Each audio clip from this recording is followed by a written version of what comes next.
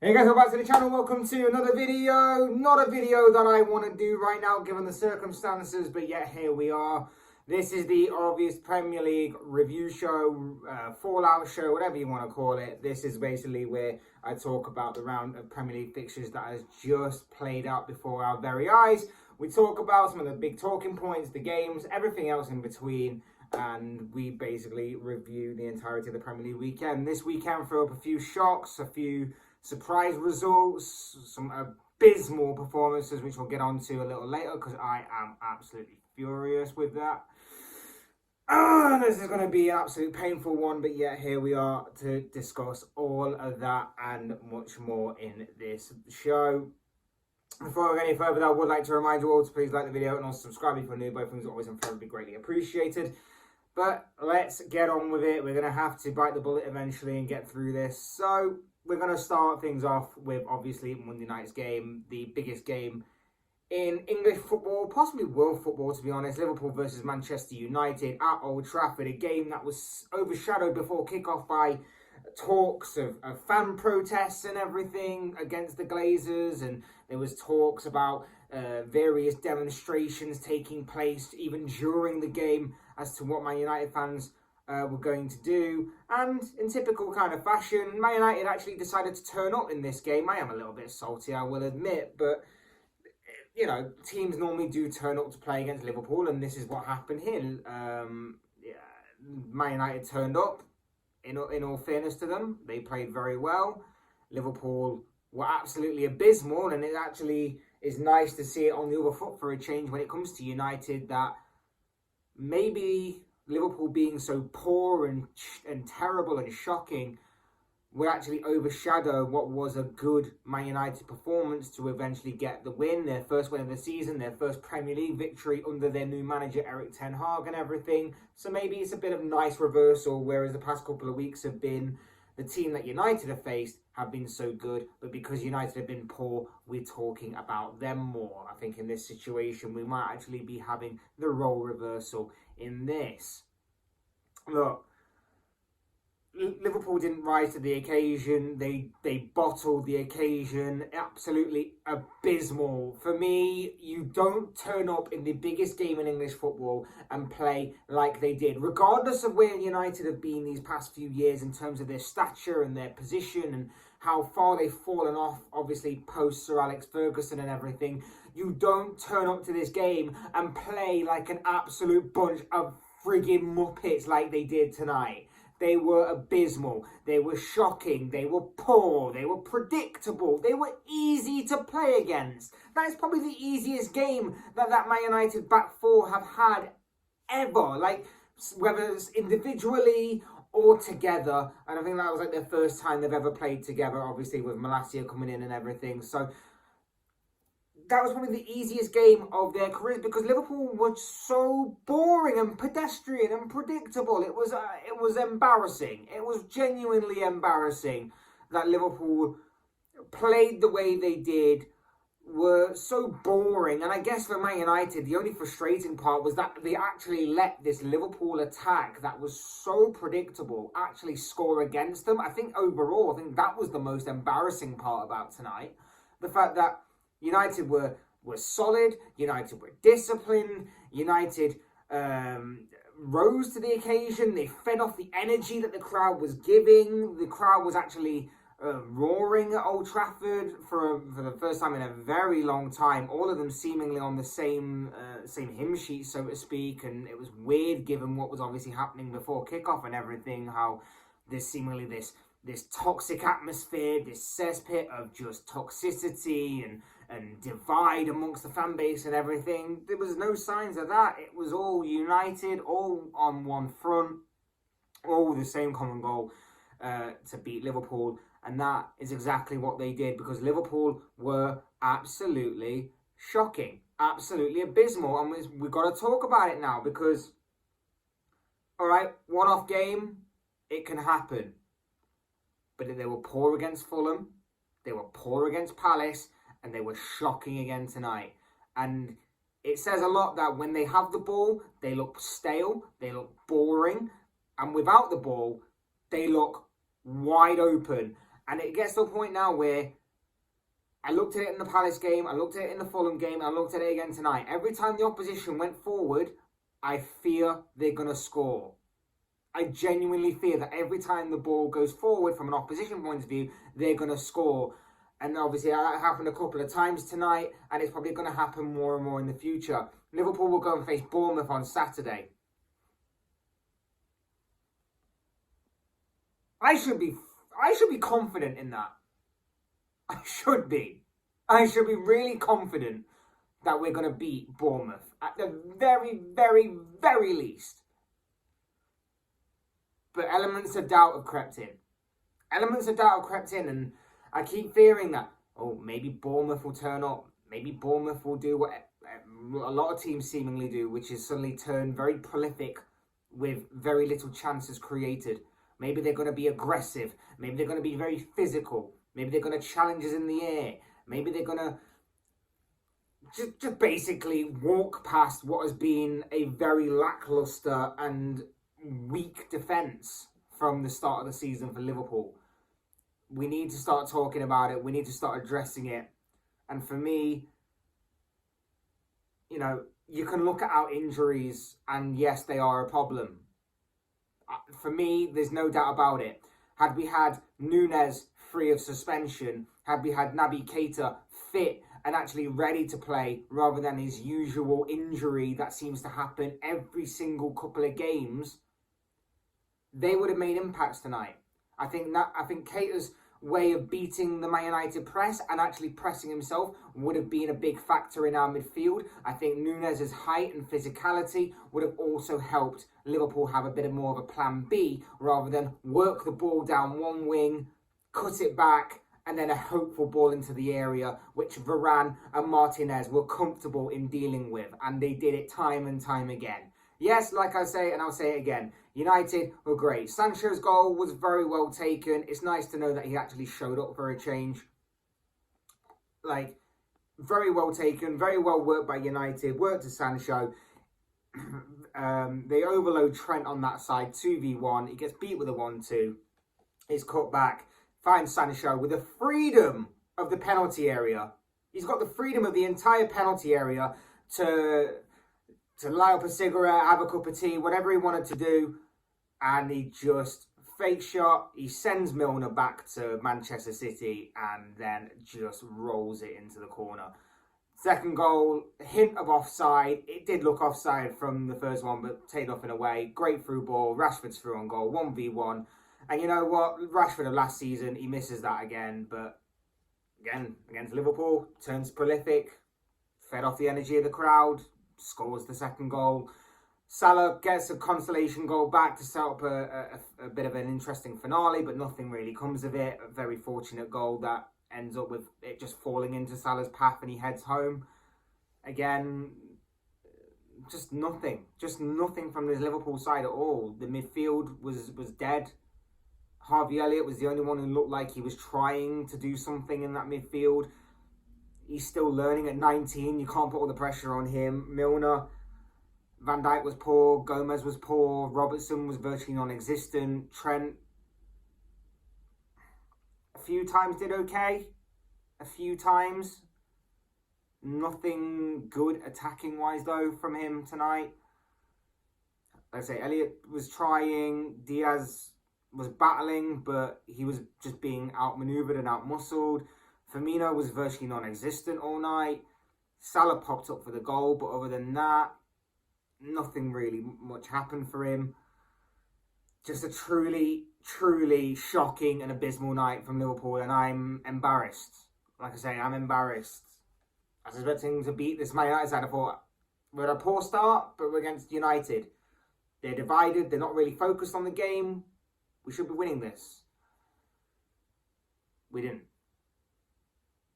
Absolutely abysmal. The performance was terrible. It was pedestrian. It was predictable. We made United look good, and our midfield lost a midfield battle that had an opposition of Scott friggin' McTominay.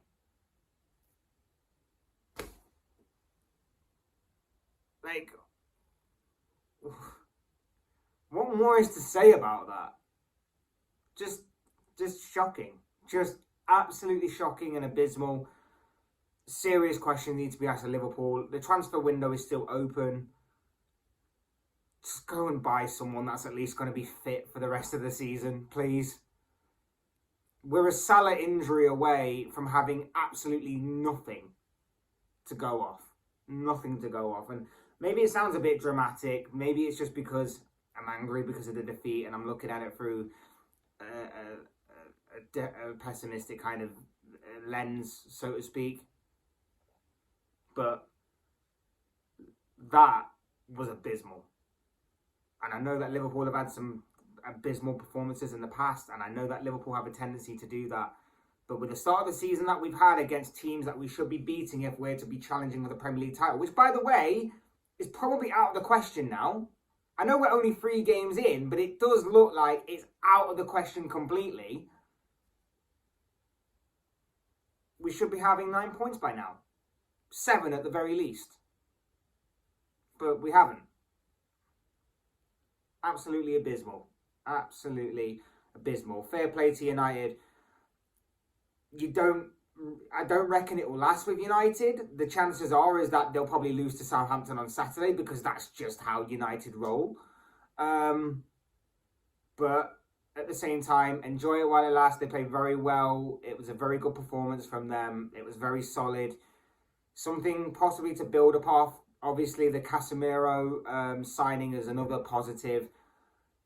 But there's still questions to be asked about the ownership, the Glazers, and everything else in between. But apart from that, like I say, good win, good performance from them, but helped by Liverpool being so predictable and so terrible.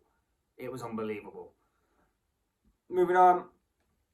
Sunday saw another shock result, and this probably would have been the shock result of the weekend. I mean, it probably is going to be a shock result of the weekend, to be honest, because Chelsea lost 3-0 to Leeds. Now, this was shocking in itself. Leeds were very good. They were very aggressive. They were very physical. They were first to every first ball and every second ball. They basically played Chelsea off the park. They were very, very good, Leeds. And I think that I may have initially, at least, seemingly underestimated them a little bit under Jesse Marsch. I still think the jury's out on the American coach. I still think the jury's out on Leeds, and I think they're still going to have to ask them tough questions later on in the season as to how they'll cope with the losses of some key players. But for right now, they can enjoy what was a very, very, very good win. 3-0 against Chelsea, nothing to scoff at, especially because Chelsea was seemingly still hanging from the slight hangover and anger of last Sunday, where they drew 2-2 to Tottenham, of course. Leeds were very, very good. Can't argue with it. Leeds were very good. It's a bit of a bump in the road for Thomas Tuchel and Chelsea. It's another point that's not going to make them happy at all. It's another talking point which is obviously going to linger over them for at least the short term, before obviously they probably redeem themselves next week. But for right now, it is going to be interesting to see what the future holds for Chelsea, Thomas Tuchel going forward, what the remains of the transfer window situation is going to hold for Chelsea, how they're going to continue to build on this, and how they're going to try and redeem themselves for obviously a couple of poor results, not necessarily performances, but the results especially very, very poor. As for Leeds, like I say, they were excellent. Leeds were excellent. Is it me underestimating Leeds, or Leeds actually the real deal? Is this like a bubble that's set to burst very much down the line? I don't know for sure. But for right now, Leeds can enjoy it while it lasts. Also, Sunday we saw it was possibly going to be another shock result. Newcastle at one point in this game were winning 3-1 against Manchester City. City had obviously taken lead for Ilkay Gundogan, and then Newcastle equalised. Newcastle then went 2-1 up, and then in the second half, Kieran Trippier produced a phenomenal free kick to make it 3-1. And then City turned on the pressure, and before long they made it 3-2, and then they made it 3-3 through Bernardo Silva. Haaland got the second goal, Bernardo Silva got the third goal. It set up a really exciting finale in a game that pretty much had everything, including, of course, VAR's interference with the Kieran Trippier challenge that could have seen him keep his red card that the referee initially gave until VAR overruled the referee and decided to only award him a yellow. But this game had everything, and like I say, it was interesting that City couldn't get the job done. City dropped a couple of points here. Newcastle, for I think about 70 odd minutes, were excellent in this game. I think they took a bit of a while to start up a little bit, and that's why City got their opening goal.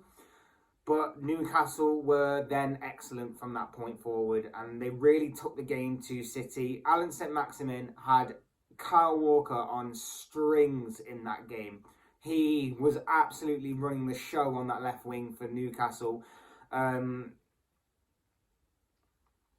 Just an excellent performance from Newcastle overall. I think the thing that obviously hindered Newcastle maybe a little bit was maybe a bit of a lack of quality and experience coming from the bench. But obviously that will be rectified in time. It was never going to be a quick fix. But it does show you how far Newcastle have come in such a short time under Eddie Howe, that they can go to this kind of team and really, really, really challenge. It's going to be interesting to see how they go forward. I've constantly said this, that they're my sort of under the radar sort of pick. They're my surprise pick to be a team that overachieves this season. I think they'll do very well indeed. But it's worth keeping an eye out for Eddie Howe. As for City, this is the usual sort of bump in the road that City often face in seasons. I don't think they'll dwell on it too much. Of course, there'll be moments they'll look at and they'll think, how can we rectify this? How can we try and improve upon this? How can we try to bring Haaland more into the game? Because there were at times where he did look rather isolated up front on his own. And I think those are the kind of questions and things that Guardiola and Haaland will have to try and answer going forward, as they both try and adapt to each other's style and have to try and mould around each other's way of wanting to play, and the ideology of how obviously the manager wants to play and the style influence on his team and so on and so forth. So that's obviously going to be intriguing to watch over time as well. But like I say, it's going to be very interesting to see how they go going forward. Like I say, City, this is just a bump in the road. They'll be back to winning ways probably next week. I know they do have Crystal Palace in their next game, and Palace are a notorious bogey side for City, so that one could be very interesting. But yeah, worth keeping an eye on. Worth definitely keeping an eye on for at least the next game or so. And then beyond that, City go back to smashing teams as they usually do, I guess. Also, what happened Sunday is Brighton beat West Ham 2-0. I used this phrase earlier, but it seems more suitable for West Ham for obvious reasons. Maybe the bubble has definitely burst now for West Ham and David Moyes. We've constantly said it before, how maybe West Ham's time flying high, so to speak, in the Premier League would always try and come to an end. We all kind of predicted it at certain stages within the past couple of years, and then it never happened. And then typically the one time that I say I think West Ham have done well in the transfer market and they've recruited well, that's when the bubble has now burst. I think Brighton were very good in this game, got the 3 points. Brighton are a very good footballing side, like I say. Graham Potter is a great manager. But for West Ham, I know they've got players that are unfit. I know they've got players that are coming back from injury and so on and so forth. But 3 losses on the bounce, no goals scored. It's not looking good. It's not looking good. And obviously, I say as a Liverpool fan, where our situation ain't looking good. But West Ham, definitely not looking good. But a fantastic 3 points for Brighton, nonetheless. Moving on, Arsenal next. Absolutely phenomenal. Smashed it yet again, as I predicted. Arsenal to win 3-0. That is exactly what happened. Gabriel Jesus was once again influential, despite not getting on the score sheet, or not officially getting on the score sheet. He did find the back of the net, but it was offside. Martin Odegaard scored twice before William Saliba with an absolute phenomenal strike. A great curling effort into the top corner was a fantastic effort by him. 3-0 to Arsenal, done and dusted. Very simple, comprehensive win. Again, you do wonder with Arsenal whether they're always going to slip up in a game like this, and those are the kind of questions that we've been asking of Arsenal. Did they have the mental strength to survive in these types of games? And so far the answer is yes. I think obviously we're only 3 games into the season, so it is still very young, the campaign, but Arsenal have faced 3 different types of challenges and obstacles for them that in previous seasons they probably would have lost to. A difficult away day to Crystal Palace, a tricky match against Leicester, with Leicester obviously having some good players that have caused Arsenal problems in the past, and against a newly promoted side that, okay, got smashed by City the previous week, but it's a newly promoted side and they're still finding their way in the league, and the league's still finding their way to them in some respects. So a different challenge this time, dispatched by Arsenal. They're looking very, very good right now, sitting top of the Premier League. Simply put, it's working right now. It is working right now for Mikel Arteta and for Arsenal. There are still bigger and more intriguing challenges ahead, shall we say, for the Gunners. But for right now, they are looking quality. And I think that the freedom that Gabriel Jesus is getting right now, he obviously looked good at City, just wasn't quite up to the consistency or the level that Guardiola wanted from him on a regular basis, I think. But now that the shackles are kind of off of him at Arsenal, so to speak, I think he's being allowed more to express himself and to play more freely and play with just his natural ability and everything, and not try and mould it around a team and an ideology. He's flourishing and he looks superb. And like I say, a great striker, in my opinion, is a striker that, even though he doesn't score goals, you still notice him. That's kind of been my criticism of someone like Harry Kane, for example, a little bit. Like, fantastic, phenomenal striker, don't get me wrong, but sometimes when he goes missing in games, you notice, because he hasn't been talked about. He hasn't got the ball much. He hasn't done this. He hasn't done that. With Jesus, even in the game against Crystal Palace, again, another game where he didn't score, but you noticed him because he was making chances and he was taking people out of position and he was having chances himself and doing all these kind of things that make what a good striker is. And he was fantastic throughout, and he's just in some great form right now, and I'm happy for him, and I'm happy for Arsenal as well, because I've defended Arsenal a lot, I've defended Mikel Arteta a lot, and right now they are on the rise. They are moving forward, and good, and you know, patience can sometimes pay off in football, and that is a little bit of what we're seeing right now. Like I say, bigger and tougher challenges to come. It's not completely there yet, but for right now, doing very, very well indeed. Elsewhere on the Saturday, Everton rescued a late point against Nottingham Forest. Forest took the lead in the second half before Jordan Pickford assisted Damari Gray for them to pick up a point. Okay point, I guess, for both sides. Forest probably feel a little bit disappointed given the nature of the goal and how the goal was scored that they conceded. Forest is still finding their way though, and it's another decent point against an Everton side that are particularly good at home, all things considered. But yeah, it's a point game for Forest, and probably about 2 points drawn, 2 points lost for Everton in that respect. So interesting one there. Southampton beat Leicester by 2-1. James Maddison got the goal for Leicester before Shea Adams, the substitute, came on, scored a brace to help Southampton to their first 3 points of the season. It is really not looking good for Leicester right now. Players wanting to leave. You've got a stale squad, sounds almost like what I said about Liverpool. Stale squad, predictable, boring. Just, it doesn't look good. It genuinely does not look good right now for Leicester. And obviously, the more that the transfer window draws on, the more these rumours continue to spiral, and the more that these results happen, the more those big players are going to want to start pushing for moves away from the club. So that's all got to look out for and got to be contained within the club. I'm sure of that. A couple of other results. There was the London derby, of course, between Fulham and Brentford.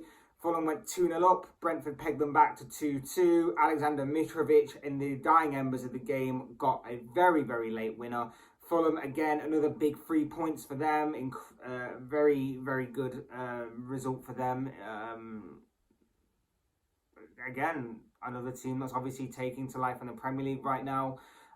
You don't know whether this is going to be sustainable. You don't know whether this is just something that isn't going to last, or maybe it will. Maybe it will be something in which Fulham will go on to surprise many people and solidify themselves as a Premier League team for the following season. Obviously, time will tell on that. It's still up for debate as to whether as to what's going to happen with this team. But for Brentford, from going off the high of thrashing Manchester United last week to the low of losing to Fulham this week, again, they're gonna have a middle of the road kind of season. I think for Brentford, they'll pick up a few good wins here and there. They'll pick up a few bad performances and bad results here and there. It's basically going to be middle of the road for a team like Brentford, and to be honest, they're going to be happy. They're going to be happy to solidify themselves, and to try and build a platform to build upon. So, fair play, fair play.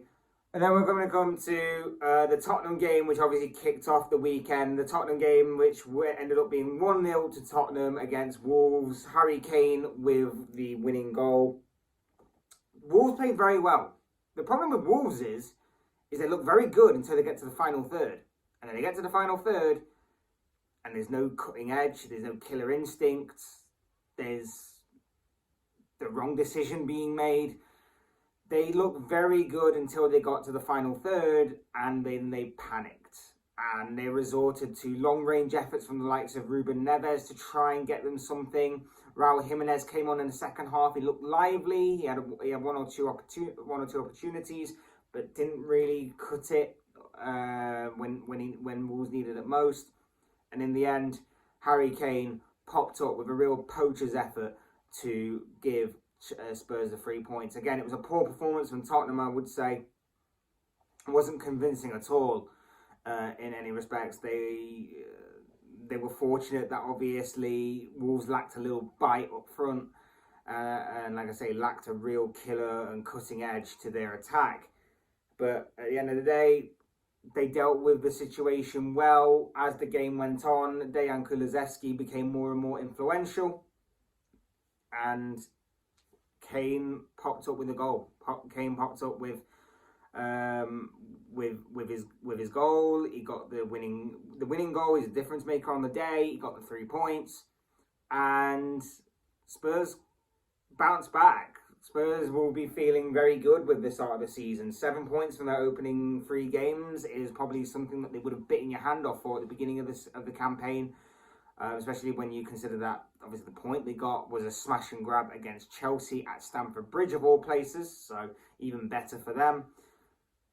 Just very good on the part of Tottenham to not play well, but to still go on and win the game. In previous years, you probably would have seen a Tottenham side not play very well and go on to either lose that game or to continue to draw that game. So it's an improvement in that respect by Tottenham. Be interesting to see where they go from here, because like I say, this season is still trying to take shape. There are still some teams that are yet to really begin their season. There are still teams that are looking to do some business in the transfer window, which could have a difference and a say in how the league table may start to take shape as the games count down. But we'll have to wait and see. But one thing I do know is that Spurs are going to have to improve their performances. Like I say, getting the win is all well and good in certain points of the season, and this one may be one of those things that we look back on and think Tottenham grinding out a win might be big, it might be huge in this case. But the performance wasn't great. Son, I don't know what's happened to him, but he's not started the season at all. Kane popped up with the goal. He had one or two moments previously, one or two like half moments, I'd say. Other than that, nothing really happened for him. Kulusevski grew more and more into the game as the game wore on. Højbjerg was actually very good in the centre of the pitch. But apart from that, it wasn't a great Tottenham performance all around. And I think that, like I say, had it been against a side with a bit more of a killer instinct up front and a bit more consistency, I think Tottenham might not have got the result that they probably did end up getting in this kind of reality. So, good win for Tottenham in the end. Good win for Antonio Conte. But overall, this weekend belongs to Arsenal yet again. 3 wins out of 3. Currently sat top of the table. 100% record. They are flying right now. Whilst, of course, on the flip side, the embarrassment side, you know, Chelsea fans are lucky that Liverpool played so badly, because on any other weekend we probably give like the embarrassing award, so to speak, to the Blues. But in this case, I can't look past Liverpool. That was absolutely atrocious, what I saw out there today. Absolutely abysmal. But that's your Premier League Fallout video. Those are just the thoughts, comments, opinions, predictions, whatever you want to call it, of this guy. I want to know what you guys think. What do you make of any of the performances, the results, or anything else in between of this past weekend in this round of Premier League fixtures? Let me know your thoughts, comments, opinions, predictions, whatever you want to call it, down below in the comment section, because I'm sure it'll make for interesting reading. Otherwise, hit that like button on the right if you enjoyed the video. Subscribe if you're new. Want to see more content like this. Both things are always and forever be greatly appreciated. And as always, thank you all so much for watching and listening. I've been Fletch. I'm off to lie down and whatever after that. That was, honestly, that just absolutely wrecked my head out there, what I saw. Anyway, and I will see and speak to you all again soon in another video. Peace out.